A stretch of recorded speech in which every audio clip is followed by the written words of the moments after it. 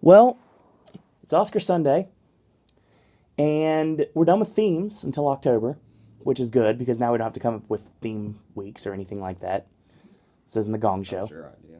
I know it was my idea, but still. And we'll continue in October, but right now we are going to focus on another type of Oscar related movie. I hate puns, but I had to there. You just have to. So, this is a battle on Oscar Sunday between two Oscar winners. Yet again, this probably should have been in the Oscar themed verses as well, but that's another story altogether. We're gonna find out what happens It when was the. it was supposed to be, but we ran out of room. That's right. Yeah, that's correct. We're gonna find out what happens when Schindler's List takes on the Pianist. AJ, take it away. Well, obviously, when I choose two, I like for them to have a lot in common. Yeah. It pretty much goes without saying what these have in common, right? Even though for some reason it seems like everybody I come into contact with do not realize that The Pianist is a Holocaust movie.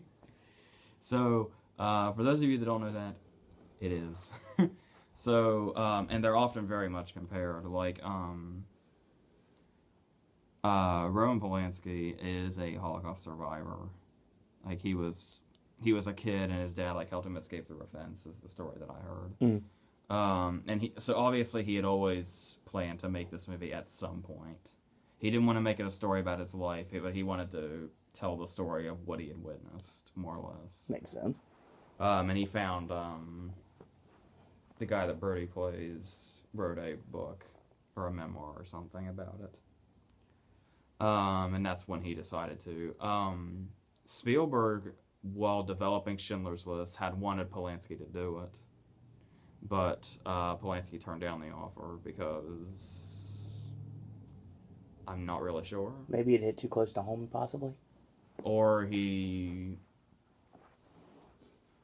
it just didn't connect with him the way that Schindler. That would make perfect sense if Spielman's story spoke to him more than Schindler's story. Mm. And I will get into that now because I think we're going to start with Schindler's List. The interesting thing about Oskar Schindler is that despite having saved the lives of like 1,100 Jewish people during the Holocaust, he was a Nazi. He was part of the Nazi Party. And he basically spent a lot of his time partying and drinking and cheating on his wife and sucking up to Nazis, basically.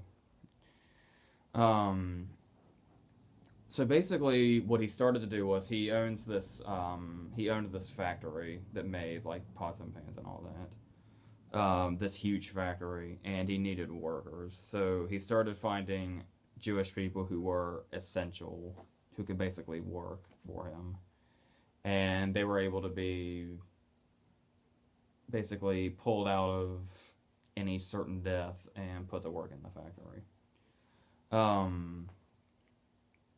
And that's just pretty much what he used them for. But then, halfway through the story, he kind of has this moment where he's like on top of the hill, and he's on his horse, and he's watching all this carnage happen. And naturally, in probably the most famous scene of the movie, obviously, the movie is famously shot in black and white, with color bookending it in like really quick scenes. But just right in the middle of the movie, Schindler's looking out amongst this carnage, and he sees a girl in a red coat and red shoes just walking through the crowd. And she's the only thing, her coat and her shoes are the only thing that's in color. And what I think we're supposed to assume, I don't know if it's ever been like confirmed by Spielberg or anybody, but I think what we're supposed to take for that is when Schindler sees this girl, he has like this moment where everything that's going on occurs to him. Like he starts to realize what all of this is. And he basically all of the carnage of everybody in the Holocaust is personified for Schindler in this one girl. Like he sees all the people that were killed in this one girl, And then later on in the scene when they're like picking up bodies and just like, I think it's when they're in so many horrible scenes in this movie where they're incinerating all the bodies. I think that's the word. Amongst the bodies in the middle of the pile, you can see the girl's red coat. And that's when Schindler got the idea to make this list, where it was all these people he could save by saying he was having them work for him, because they're essential. When he really was saving them. And it completely changed the person that he was. And he wasn't just using them for his factory. He actually felt like like it was his job to save them. So, and that's pretty much what the vague outline is. There are a lot of memorable scenes. Most of them are extremely unpleasant, obviously. The thing about it that makes Schindler's List what it is generally when you're obviously for both Polanski and Spielberg, these were the most personal movies they ever made and probably ever will, without a doubt, especially Polanski. But obviously what Spielberg was doing was it'd be very, very easy to make a movie in this genre and revel like in excess, where it's just, yeah, Schindler's, I think it's even been criticized for this a lot. A lot of Schindler's List is just people being murdered. But it does it in a way to where instead of feeling excessive and, I guess, exploitive too, and gratuitous, it's basically there to... I'm trying to figure out how to word this properly. It's a very touchy subject and it's hard to say. The thing about the violence in Schindler's List is what makes it so disturbing, not only because this is how it actually happened, but how realistic the violence is. Like, I've literally never seen this in another rating. When it says the reason it's rated R, the reason they say is actuality violence. I've never seen that before, and I don't think it's happened since. Because when people are murdered in Schindler's List, they don't movie die. It's like really disturbingly... I've never seen somebody actually get shot in the head and die, but I would imagine that's probably what it looked like. And it's just this, and that brings us into Fiennes' character, which I should probably go into now. Probably one of the most famous villains in movie history, and one of the most loathed in movie history, and, history itself. Fiennes is this Nazi who is basically the personification of evil, because he is apparently this is played out well in The Pianist also. Nazis are basically, you had those like generally when they're portrayed in movies, they're all like in one group and they do what they're told. They do whatever evil thing they're told to do, and then they move on. But there's those ones that were really, really sadistic, like personally. Like it's not just I'm a Nazi and I'm evil. These were like really, really obviously disturbed people that really took joy in what they were told to do. There is a very famous scene in Schindler's List where Ray Fiennes wakes up. It's just like any other normal morning for him. He's got a woman in bed, and he wakes up, and it's like any other morning. He goes to the bathroom, all that. He's just got his pants on, and he looks like shit from the night before. And he picks up his rifle, and and he goes out to his balcony, and there's like a camp there where a bunch of Jewish people are. And just because he can, just for fun, he just starts to pick random people off with no provocation whatsoever. He just does it for the sport of it. And then the thing that makes this character really interesting is how much we get to see how he doesn't just do it because he's a Nazi and he's evil. We get to see how he's basically taken by the fact that he's drunk on his power. In one scene where that's really apparent is he comes home and there's this kid. This kid's got to be like 15, maybe 14. And his job was to scrub the stains out of his bathtub. And the kid couldn't do it. Like, he's been scrubbing all day. Mm-hmm. And there's still faded stains there. And so, we don't know how he's going to react. So he just says, I pardon you, you can leave. And the kid leaves. And then turns and he looks in his bathroom mirror and he just says, I pardon you, over and over again. Like he just loves that he has that power over somebody. And then the scene continues and he starts to shoot at this kid from his balcony and eventually hits him. It's a really well played scene where the kid's walking and he starts to get like shot around him. But they're not actually hitting him, but he just keeps walking. Like, it's just, like, threatening shots. Mm. And then we hear one more shot that we don't see, and we see Kingsley walk by. And as Kingsley walks by, we see the kid laying on the ground bleeding out of his head.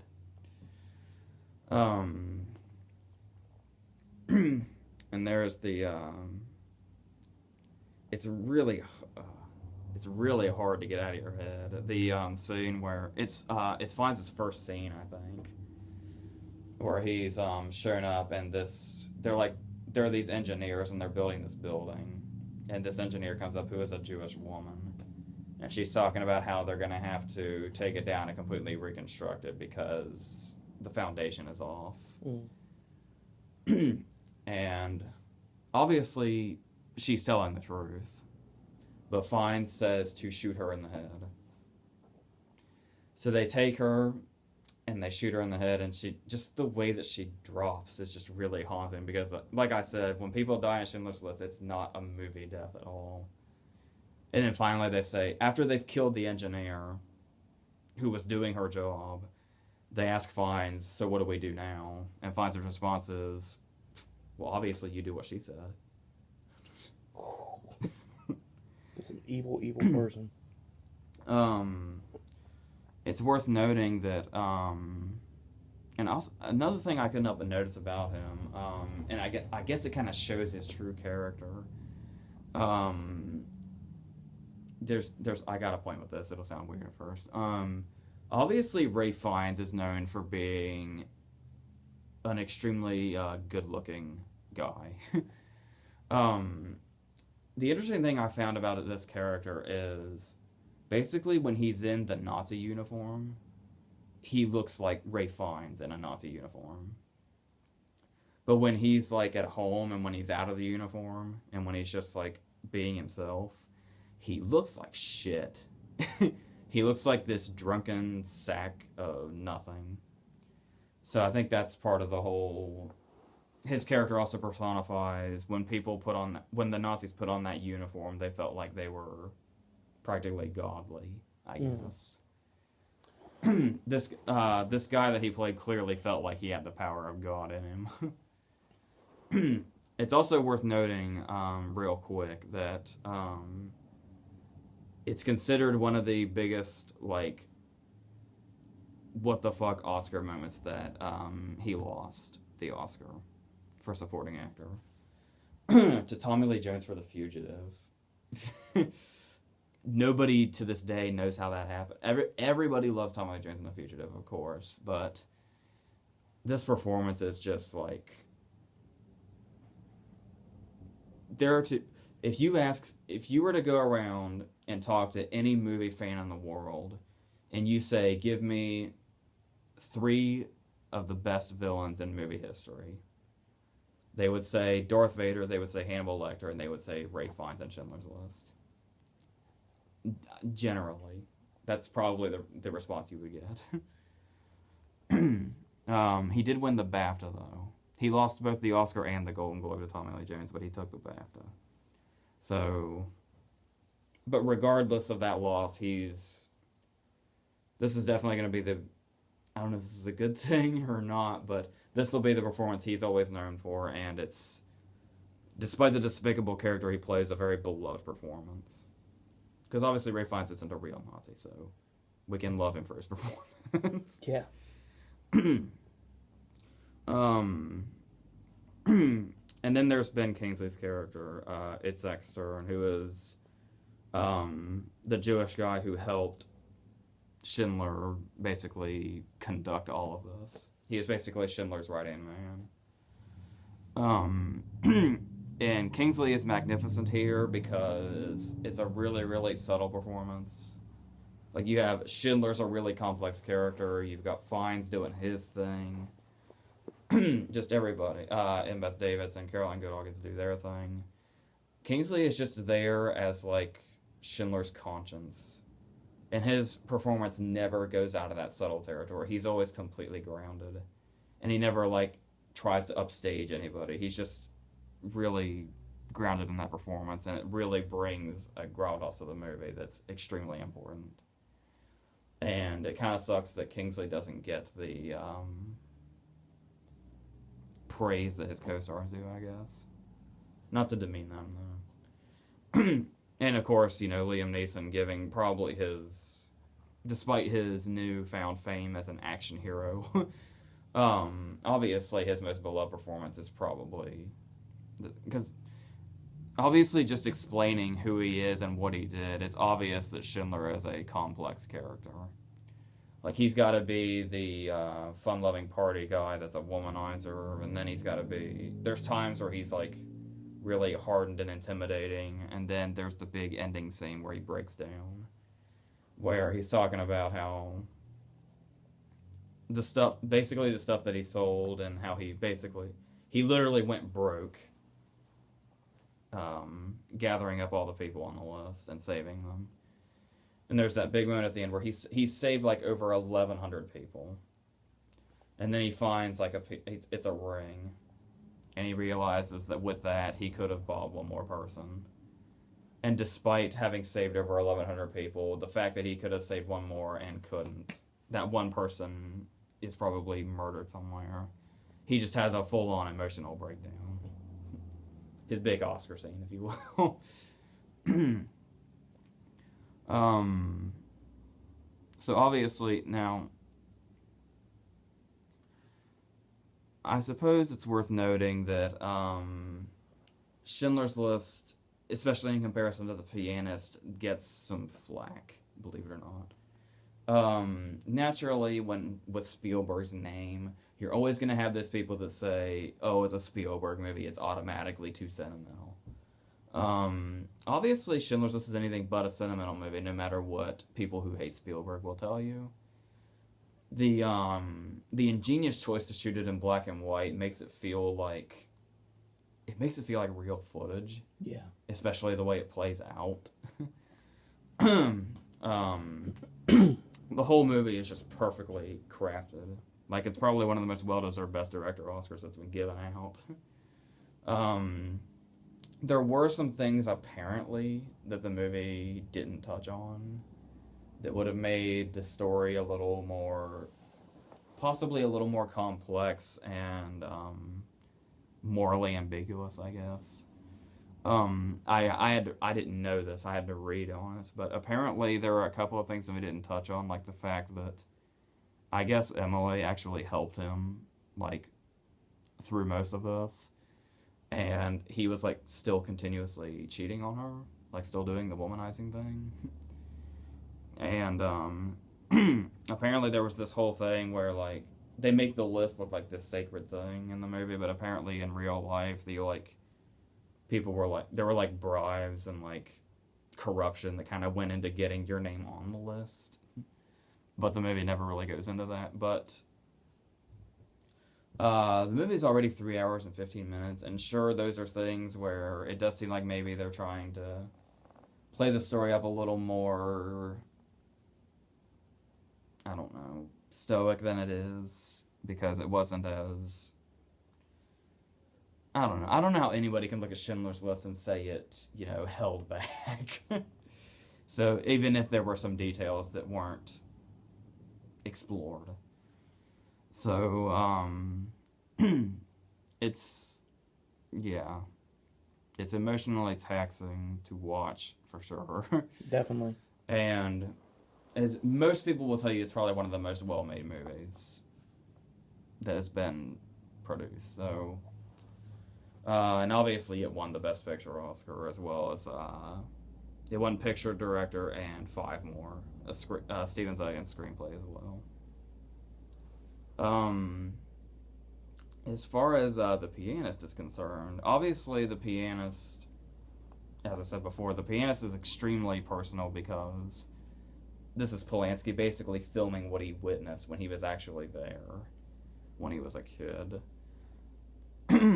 So, it's difficult. It'd be very difficult to criticize The Pianist for much of anything. It almost feels kind of cheap. It's like, oh, okay, Polanski was really there. There's not really a whole lot we can call the movie out on because it's basically exactly as he remembered it, more or less. And it's got a lot of the same details, like the horrible scenes where they line up people, and then there's a scene I forgot to talk about in Schindler's List, and it's kind of reminded. There's kind of a reminder of it in The Pianist. It's more realistic in The Pianist, and it's more of like a symbolism thing in Schindler's List, I guess.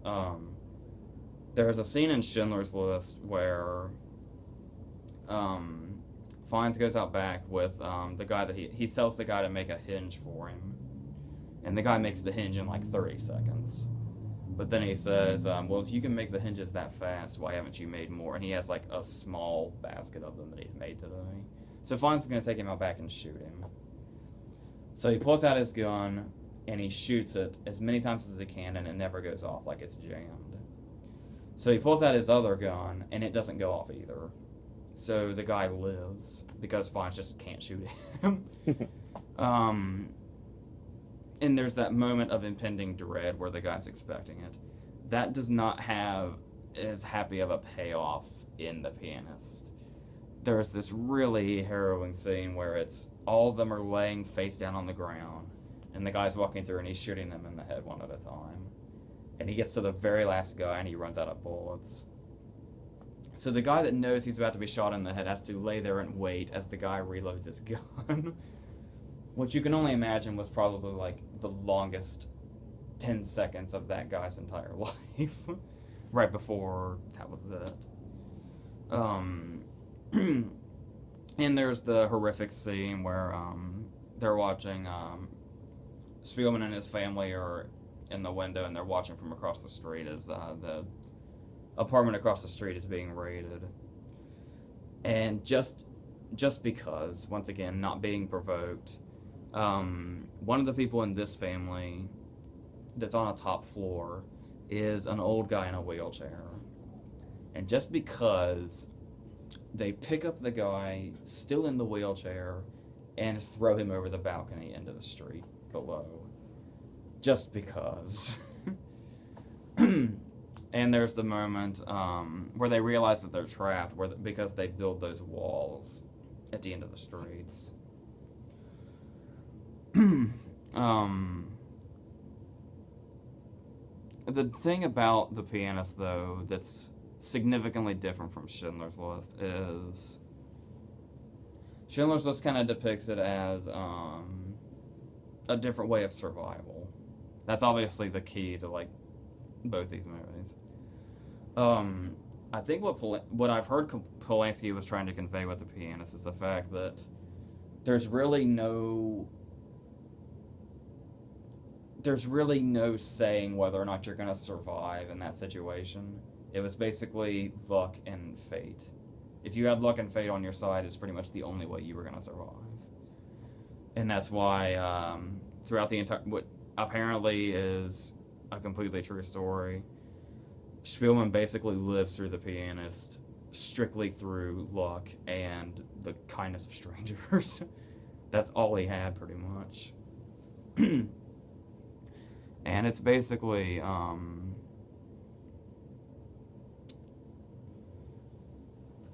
the interesting thing The Pianist does is, I guess, okay, that The Pianist actually might be what Schindler's List gets its bad reputation from.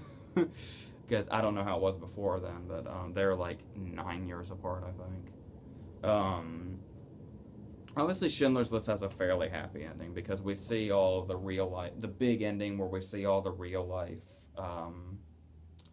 Jews that he saved, and or their descendants, and they come up and they lay a rock on Schindler's grave.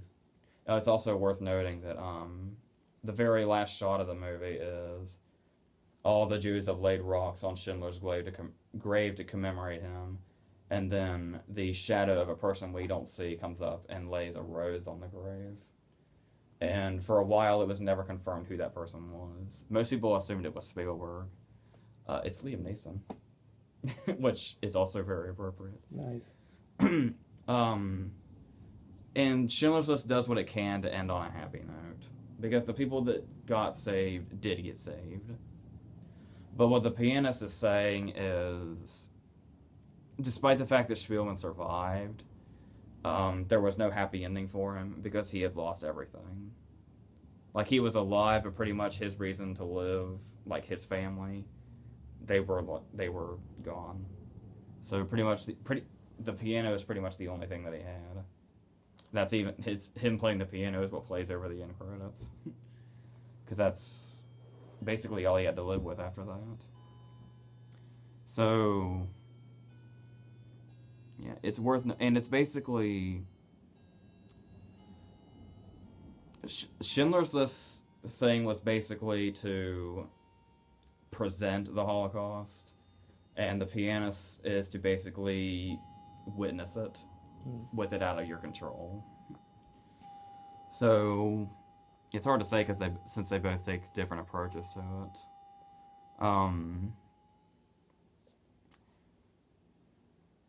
I would say, okay, it's worth noting also that Adrian Brody won an Oscar for this, which surprised everybody. That's like one of the most unexpected wins in Oscar history, I believe. And the reason for that is, I know some people like to say the vote split on Daniel Day-Lewis and Jack Nicholson, but the thing about Brody's performance is, much like I was talking about, much like with, it's kind of like Kingsley in Schindler's List, actually. Brody never has, despite having won an Oscar for it, Brody never has a big Oscar scene. His entire time in the movie is basically to downplay everything and basically kind of work as us, the audience, also, and basically just has to react to what he's witnessing in a realistic way. And throughout the whole movie, this works, and it especially works with there's a huge portion in the second half of the movie where it's basically a one-man show, where he's hiding out in this, like, abandoned house.